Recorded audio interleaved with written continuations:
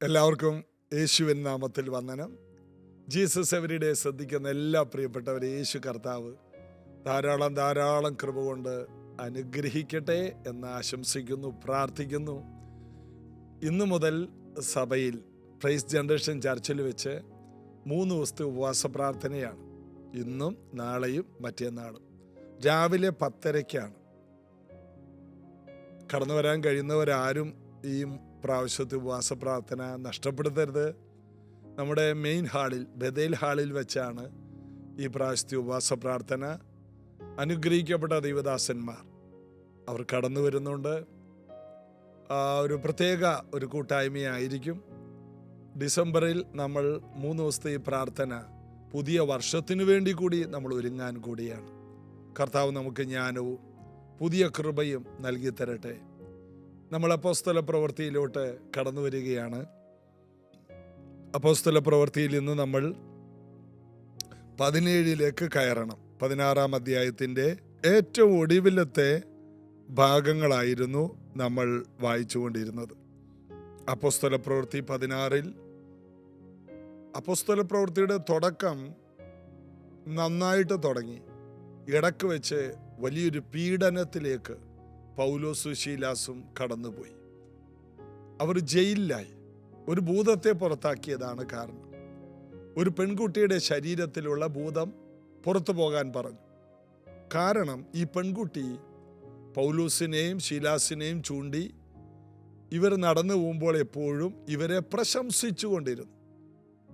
രക്ഷാമാർഗം അറിയിക്കുന്നവരാണ്, അത്യുന്നതനായ ദൈവത്തിൻ്റെ ദാസന്മാരാണ്. ഈ കാലഘട്ടത്തിലുള്ള വേറെ ആരെങ്കിലും, ഞാനൊക്കെ ആണെങ്കിൽ അത് വലിയ കാര്യമാക്കില്ല, നമ്മെക്കുറിച്ച് നല്ല കാര്യമല്ലേ പറയുന്നത്. എന്നാൽ പൗലോസ് അതിനെ താല്പര്യം കാണിച്ചില്ല. അവളിലുള്ള ഭൂതത്തോട് വിട്ടുമാറാൻ പറഞ്ഞു. എന്തുകൊണ്ട്? അതായത് പരിശുദ്ധാത്മാവിൽ അല്ലാതെ രക്ഷാമാർഗത്തെക്കുറിച്ച് പറയാൻ ദൈവം ആരെ ആക്കിയിട്ടില്ല. ഇത് ദുരാത്മാവിലാണ് അവൾ പറയുന്നത്. ഇത് അത്യുന്നതനായ ദൈവദാസന്മാരാണ്. ഇവരുടെ അടുക്കൽ ചെന്നാൽ രക്ഷാമാർഗം, നിത്യജീവനെക്കുറിച്ച് പറഞ്ഞു തരും. അവൾ പറഞ്ഞത് തെറ്റാണോ? അല്ല. അവൾ പറഞ്ഞത് കൃത്യമല്ലേ? തീർച്ചയായും. എന്നിട്ടും പൗലോസ് അതിനോട് താല്പര്യം കാണിച്ചില്ല. കാരണം പരിശുദ്ധാത്മാവിലല്ലാത്ത ഒന്നിനെയും പൗലോസ് ദൈവവചനം അംഗീകരിക്കുന്നില്ല. ഒരാളെ ദൈവം രക്ഷാമാർഗം അറിയിക്കുവാൻ ആത്മനിയോഗത്തിലാക്കുകയാണ്. അങ്ങനെ പൗലോസ് പുതുതായി വന്ന ആ സ്ഥലത്ത് ദൈവാത്മാവ് മാത്രം പ്രവർത്തിച്ചാൽ മതി എന്നാണ് പൗലോസിന് താല്പര്യം. അതുകൊണ്ട് ദുരാത്മാവിൻ്റെ പ്രവൃത്തിയെ പൗലോസ് ശാസിക്കുന്നു. ഭൂതം അവളെ വിട്ടുപോകുന്നു. ഇവളിലൂടെ ധനസമ്പാദനം നടത്തിയിരുന്ന ആൾക്കാർ ഇവിടെ ഇങ്ങനെ പ്രവചനം പറയുമ്പോൾ പറയുന്നതെല്ലാം കൃത്യമാണേ. അത് പറയുമ്പോൾ കിട്ടുന്ന പണം കൊണ്ട് വലിയ ലാഭം ഉണ്ടാക്കിയിരുന്നവർക്ക് അവരുടെ ലാഭം പോയെന്ന് മനസ്സിലായപ്പോൾ പൗലോസിനെ ശീലാസിനെ പിടിച്ച് ഇവർ കലഹം ഉണ്ടാക്കുന്നവരാണെന്ന് പറഞ്ഞ് അവരെ അടിച്ച് വസ്ത്രം പറിച്ച് ഉരിഞ്ഞ് വസ്ത്രം വലിച്ച് കീറി നഗ്നരാക്കി ഇവരെ നേരെ കൊണ്ടുപോയിട്ടത് ജയിലിലെ ഏറ്റവും അകത്തുള്ള സെല്ലിലാണ്. കയ്യും കാലും ഒക്കെ കെട്ടപ്പെട്ടവരായി മരക്കഷണത്തിൽ, അതായത് ആമോ എന്ന് പറയുന്ന ഒരു സംഭവമുണ്ട്, തടിക്കകത്ത് കാലിടും. അങ്ങനെ ഇട്ടേക്കാണ് കയ്യും കാലും. ഒരിക്കലും പുറത്തു വരാൻ യാതൊരു സാധ്യതയും ഇല്ലാത്ത നിലയിൽ, അനങ്ങാൻ പോലും കഴിയാത്ത നിലയിൽ അവരെ ഇട്ടു. എന്നാൽ അവരവിടെ കിടന്ന് പാടി. പൗലോസും ശീലാസിൻ്റെയും പാട്ട് അടിസ്ഥാനങ്ങൾ, ജയിലിൻ്റെ അടിസ്ഥാന കല്ലുകളെ വരെ കുലുക്കി. എല്ലാ വാതിലുകളും തുറന്നുപോയി, എല്ലാ ചങ്ങലകളും അഴിഞ്ഞു. അവിടെ ഇവരുടെ പാട്ട് ശ്രദ്ധിച്ചിരുന്ന സകല തടവറയിലുള്ളവരും, രാത്രിയിലായതുകൊണ്ട്, അർദ്ധരാത്രി ആയതുകൊണ്ട് ആ ജയിലിൽ അതിനു മുമ്പ് ഒരു പാട്ട് നടന്നിട്ടില്ല.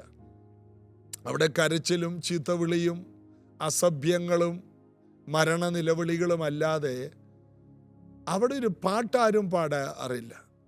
സന്തോഷമുള്ളവരാണ് പാട്ട് പാടുന്നത്. ഇതാ ജയിലിലും സന്തോഷിക്കുന്നവർ. തടവുകാർ ശ്രദ്ധിച്ചുകൊണ്ടിരുന്നു. ഒരു വലിയ കുലുക്കമുണ്ടായപ്പോൾ എല്ലാവരുടെയും കയ്യിലുള്ള ചങ്ങലകൾ അഴിഞ്ഞു. അവരുടെ സെല്ലുകളുടെ വാതിലുകൾ തുറന്നു. അവരെല്ലാവരും കൂടി പൗലോസും ശീലാസും കിടക്കുന്ന കൊച്ചു സെല്ലിലോട്ട് വന്നു. ഇവർ കിടക്കുന്ന സ്ഥലത്ത് ഇവരുടെ കയ്യിലെയും കാലിലെയും ആമമെല്ലാം തുറന്ന് ചങ്ങലകൾ അഴിഞ്ഞ് ഇവരുടെ സെല്ലിൻ്റെ വാതിലും തുറന്ന് സകല വാതിലുകളും ചങ്ങലകളും എല്ലാം അഴിഞ്ഞു മാറിയപ്പോൾ ജനങ്ങളെല്ലാം, തടവ് പുള്ളികളെല്ലാം പൗലോസിൻ്റെ ശീലാസിൻ്റെയും സെല്ലിലേക്ക് വന്നു. ആരും ഓടിപ്പോയില്ല. എന്നാൽ അവിടുത്തെ ആ ജയിൽ അധികാരി വിചാരിച്ചു, എല്ലാ വാതിലും തുറന്നു കിടക്കുന്നു എങ്കിൽ അതിൻ്റെ അർത്ഥം ഇവരെല്ലാം പോയി കാണും. അങ്ങനെ ഇദ്ദേഹത്തിന് മനസ്സിലായി, ഇനി മരണമല്ലാതെ വേറെ മാർഗമില്ല. കാരണം ഇവരിങ്ങനെ പോയാൽ ഇനി എന്നെ പിടിച്ചു കൊല്ലും, നിയമം എന്നെ കൊല്ലും, അതിനു മുമ്പ് സ്വയം മരിക്കാം.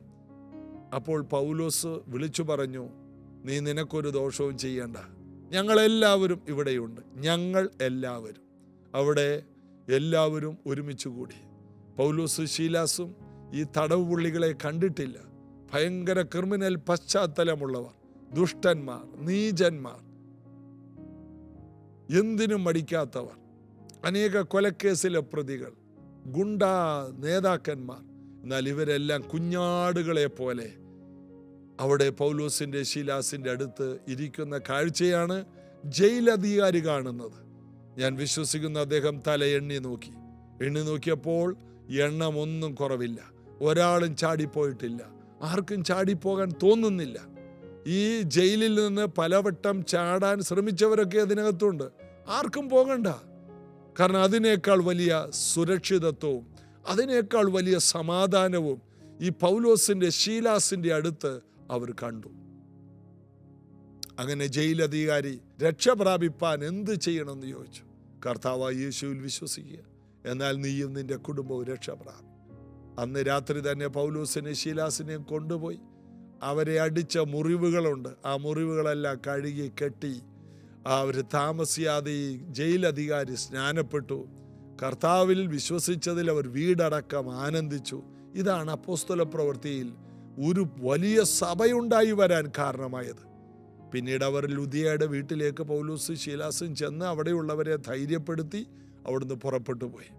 ദൈവം ഒരു ദർശനം കൊടുത്താൽ, ദൈവാത്മാവ് ഒരു ആലോചന കൊടുത്താൽ, ദൈവാത്മാവ് ഒരു നിയോഗം കൊടുത്താൽ അതിനകത്ത് പല പ്രയാസങ്ങളും ഉണ്ടാകും.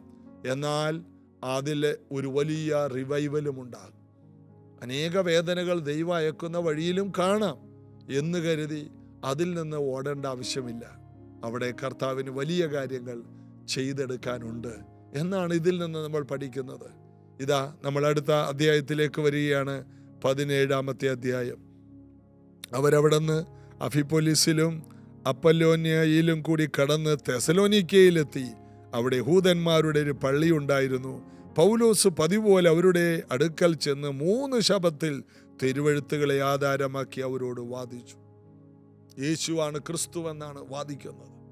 യേശു തന്നെയാണ് രക്ഷകൻ എന്നവരോട് വാദിക്കുകയാണ്. വാദിക്കുക എന്ന് പറഞ്ഞാൽ അവരല്ലെന്ന് പറയുമ്പോൾ പൗലോസ് അത് തെളിയിക്കുകയാണ്. ക്രിസ്തു കഷ്ടം അനുഭവിക്കുകയും മരിച്ചവരിൽ നിന്ന് ഉയർത്തെഴുന്നേൽക്കുകയും ചെയ്യേണ്ടതെന്നും ഞാൻ നിങ്ങളോട് അറിയിക്കുന്ന ഈ യേശു തന്നെ ക്രിസ്തുവെന്നും തെളിയിച്ച് വിവരിച്ചു കൊണ്ടിരുന്നു. യേശുവിനെ തെളിയിക്കുക, യേശുവിനെ വിവരിക്കുക, യേശുവിന് വേണ്ടി സംസാരിക്കുക. കർത്താവ് ഏറ്റവും കൂടുതൽ ആഗ്രഹിക്കുന്ന ഒന്നാണ് കർത്താവിന് വേണ്ടി സംസാരിക്കുക, കർത്താവിനെ തെളിയിക്കുക. ഈ നാളുകളിൽ നമ്മുടെ ഉള്ളിലും ഇങ്ങനൊരു ആവേശം കയറി പിടിക്കുവാനിടയാണ്. യേശുവിനെ തെളിയിക്കുക. യേശു ഏക രക്ഷകൻ, മറ്റൊരുത്തനിലും രക്ഷയില്ല.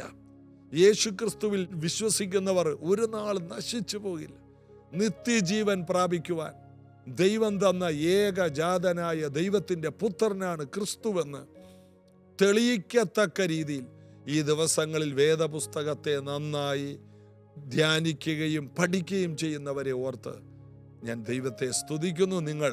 ഇന്ന് നിങ്ങൾ ദൈവവചനം നന്നായി വായിക്കുന്നവരാണോ? നാളെ നിങ്ങൾ ശക്തമായി കർത്താവിന് വേണ്ടി അത്ഭുതകരമായി പ്രയോജനപ്പെടാനുള്ളവരാണ്. അടുത്ത വാക്യം, 4-ാം വാക്യം, അവരിൽ ചിലരും ഭക്തിയുള്ള യവനന്മാരിൽ വലിയൊരു കൂട്ടവും മാന്യ സ്ത്രീകളിൽ അനേകരും വിശ്വസിച്ച് പൗലോസിനോടും ശീലാസിനോടും ചേർന്ന് നിന്നു. തെസ്സലോനിക്കയിൽ സഭയുളവാകുന്നു. ഒരു സ്ഥലത്ത് വലിയൊരു ഉപദ്രവം നേരിട്ടു. അവിടെ നിന്ന് ജയിലിൽ നിന്ന് പുറത്തു വന്നു. ജയിലിൽ നിന്ന് പുറത്തു വന്നത് ഒരു സഭയുമായിട്ടാണ് പുറത്തു വന്നത്. ജയിലിലേക്ക് പോയവർ പുറത്തു വന്നത് ജയിലിലുള്ള മുഴുവനും പേരെ, ജയിൽ അധികാരിയെ ഉൾപ്പെടെ നേടിയിട്ടാണ് പുറത്തു വരുന്നത്. ചെറിയ കാര്യമല്ല. എല്ലാ ചങ്ങല അഴിഞ്ഞ് എല്ലാ വാതിലും തുറക്കുന്ന ഒരു വലിയ ദൈവപ്രവൃത്തി, ഒരു ജയിലിൻ്റെ അടിത്തറ കുലുക്കിയിട്ടാണ് ഇവർ പുറത്തു വന്നത്. ഒന്ന് ആലോചിച്ച് നോക്കിയേ. അപ്പോസ്തലന്മാരെ കർത്താവ് ഉപയോഗിച്ച വിധങ്ങൾ എത്ര ഭയങ്കരമാണ്. അവർ പോകുന്നിടത്തെല്ലാം ചലനം സൃഷ്ടിക്കുകയാണ്. അമാനുഷികമായ ഒരു കരം അവരുടെ കൂടെ പോകുന്ന ഇടങ്ങളിലെല്ലാം ഉണ്ടായിരുന്നു. അതുകൊണ്ടാണ് അവൻ്റെ രാജ്യവും നീതി അന്വേഷിക്കുമ്പോൾ അതോടുകൂടെ കാര്യങ്ങൾ നടക്കുമെന്ന് യേശു കർത്താവ് പറഞ്ഞത്. കർത്താവിന് വേണ്ടി എരിവോടെ നിൽക്കുന്ന ഇവർ അടുത്ത സ്ഥലത്ത് തെസ്സലോനിക്കയിൽ വന്നപ്പോൾ വലിയൊരു കൂട്ടം, അവിടെ വായിക്കുന്നു,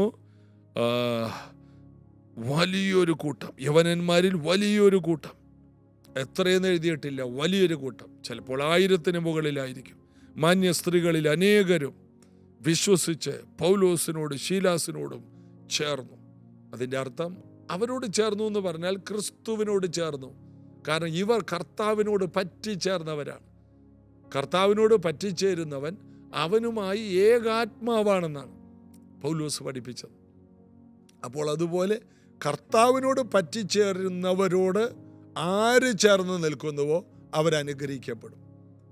ആരോടാണ് നമ്മൾ പറ്റിച്ചേർന്ന് നിൽക്കേണ്ടത്? ഈ ദിവസങ്ങളിൽ നമ്മളത് ശരിക്കും മനസ്സിലാക്കണം. ജ്ഞാനികളോട് കൂടെ നടന്നാൽ നീയും ജ്ഞാനിയായി മാറും. ഭോഷന്മാരുടെ കൂട്ടാളിയാകുന്നവൻ വ്യസനിക്കേണ്ടി വരും എന്ന് സദൃശവാക്യത്തിൽ പറയുന്നു. അതുകൊണ്ട് ആരോട് കൂടെ പറ്റിച്ചേർന്ന് നിൽക്കണം?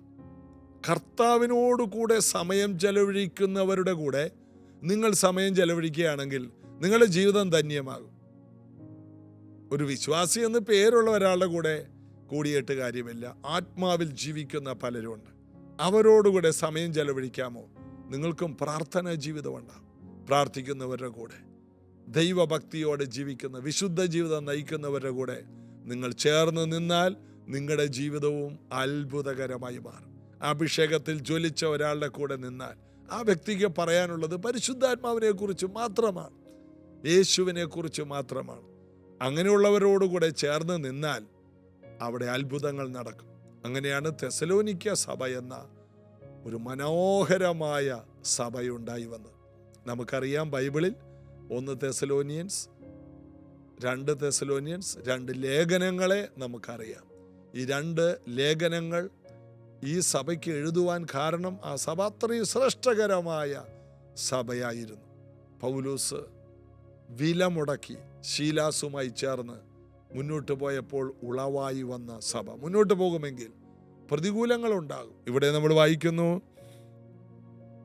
5-ാം വാക്യത്തിൽ, യഹൂദന്മാരോ അസൂയ കൊണ്ടോ മിനക്കെട്ട് നടക്കുന്ന ചില ദുഷ്ടന്മാരെ ചേർത്ത് പുരുഷാരത്തെ ഇളക്കി പട്ടണത്തിൽ കലഹമുണ്ടാക്കി യാസോന്റെ വീട് വളഞ്ഞ് അവരെ ജനസമൂഹത്തിൽ കൊണ്ടുവരാൻ ശ്രമിച്ചു. കാരണം യാസോനാണ് ഇവരെ എല്ലാം താമസിപ്പിച്ചിരിക്കുന്നതെന്ന് പറഞ്ഞ് യാസോനെയൊക്കെ പിടിച്ചു ഭയങ്കര പ്രശ്നമുണ്ടാക്കി. അപ്പോൾ സുവിശേഷത്തിൽ എതിരെ പലതും ഉണ്ടാകും. എങ്കിലും കർത്താവ് ഉദ്ദേശിച്ചവരെല്ലാം അവിടെ രക്ഷിക്കപ്പെടും. പിശാചിനെ കർത്താവ് ഇങ്ങനെ തുറന്നു വിട്ടിരിക്കുകയാണ്. എടാ, നിനക്ക് എതിർക്കാൻ പറ്റുന്ന അത്രയും എതിർത്തോ, എന്നാലും ഞാൻ എൻ്റെ സഭയെ പണിയും. പാതാള ഗോപുരം അതിനെ ജയിക്കില്ല. അപ്പോസ്തല പ്രവൃത്തി വായിക്കുമ്പോൾ കാണുന്നത് അതാണ്. ദൈവമക്കളെ, രക്ഷിക്കപ്പെടാനുള്ളവൻ എങ്ങനെയായാലും രക്ഷിക്കപ്പെടും. അത് ഏത് അടിസ്ഥാനത്തെ കുലുക്കിയാണെങ്കിലും കർത്താവ് അങ്ങനെയുള്ളവരെ ഏത് ചങ്ങലയിൽ നിന്നും പുറത്തു കൊണ്ടുവന്ന് കർത്താവിൻ്റെതാക്കി മാറ്റും. അനീതിയുള്ളവൻ അനീതിയിലാണ്, അഴുക്കുള്ളവൻ അഴുക്കിലാണ്. എന്നാൽ നീതിമാന്മാരെ കർത്താവ് മാറ്റി വേർതിരിക്കും. വിശുദ്ധന്മാരെ കർത്താവ് രൂപാന്തരപ്പെടുത്തിയിരിക്കും, പണിതിരിക്കും. ദൈവവചനത്തോട് പ്രതികരിക്കുന്ന എല്ലാവരുടെ മേലും വലിയ ദൈവകൃപയുണ്ടാകും. ഈ ദിവസങ്ങളിൽ ദൈവവചനം നിങ്ങളിത് ശ്രദ്ധിക്കുന്നുണ്ടെങ്കിൽ അതിൻ്റെ കാരണം നിങ്ങളും ഞാനും ഒക്കെ കർത്താവുമായിട്ട് ഭയങ്കരമായിട്ട് പറ്റിച്ചേർന്ന് നിന്ന് വലിയ ദൈവരാജ്യത്തിൻ്റെ പണിക്കാരായി തീരാനുള്ളവരാണ്. അതുകൊണ്ടാണ് ജീസസ് എവരിഡേ ദിനംതോറും ശ്രദ്ധിക്കാൻ നിങ്ങളിലും എന്നിലും വലിയൊരു ആകർഷണമുള്ളത്. ആകയാൽ പരിശുദ്ധാത്മാവിൽ ഉറച്ച് വിശ്വാസത്തിൽ ജ്വലിച്ച് കർത്താവിന് വേണ്ടി ഫലം കായ്പാൻ നമ്മെ കർത്താവിൻ്റെ കയ്യിൽ കൊടുക്കാം, പ്രാർത്ഥിക്കാം. യേശുവേ, ഇത് കേട്ടുകൊണ്ടിരിക്കുന്ന ഓരോ പ്രിയപ്പെട്ടവരുടെ വീടുകളിൽ പരിശുദ്ധാത്മാവിൻ്റെ വലിയ സ്പർശനമുണ്ടാകും, രോഗസൗഖ്യങ്ങളുണ്ടാകും. അടിസ്ഥാനങ്ങളെ കുലുക്കിക്കൊണ്ട് പഴക്കമുള്ള പലതിനെയും പല ബന്ധനങ്ങളുടെ ചങ്ങലകളെ അങ്ങ് അഴിച്ചു മാറ്റി എല്ലാ വാതിലുകളും ഇവർക്ക് വിരോധമായി ഇവരെ അടച്ചിട്ടിരിക്കുന്ന എല്ലാ വാതിലുകളും നന്മയിലേക്ക് കാലെടുത്ത് വെക്കാൻ അനുവദിക്കാതെ അടച്ചിട്ടിരിക്കുന്ന എല്ലാ വാതിലുകളും തുറന്നു വരട്ടെ. അനുഗ്രഹത്തിലേക്ക് കാലൂന്നട്ടെ. പരിശുദ്ധാത്മാവ് അത് ചെയ്യണം. പ്രാർത്ഥനയുടെ സ്വാതന്ത്ര്യം, വിശ്വാസത്തിൻ്റെ അഭിഷേകം എല്ലാവരുടെ മേലും വരട്ടെ, യേശുവിൻ നാമത്തിൽ. ആമേൻ. കർത്താവ് ബലവും കൃപയും നിങ്ങൾക്ക് നൽകും. നാളെ ഇതേ സമയത്ത് കാണാം. ആദ്യം പറഞ്ഞതുപോലെ ഒന്നുകൂടി പറയുന്നു, ഇന്ന് മുതൽ 3 ദിവസത്തെ ഉപവാസ പ്രാർത്ഥന പകൽ സമയങ്ങളിൽ പ്രൈസ് ജനറേഷൻ ചർച്ചിൻ്റെ ബേതേൽ ഹാളായ മെയിൻ ഹാളിൽ വെച്ച് നടക്കും. എല്ലാവരെയും രാവിലത്തെ മീറ്റിങ്ങിലേക്ക് സ്വാഗതം ചെയ്യുന്നു. വൈകിട്ട് മീറ്റിംഗ് ഇല്ല, എല്ലാ ദിവസവും പകൽ മാത്രമേ ഉള്ളൂ. നിങ്ങളെ ക്ഷണിക്കുന്നു. നാളെ ഇതേ സമയത്ത് ജീസസ് എവരിഡേ നമുക്ക് ശ്രദ്ധിക്കാം. God bless you.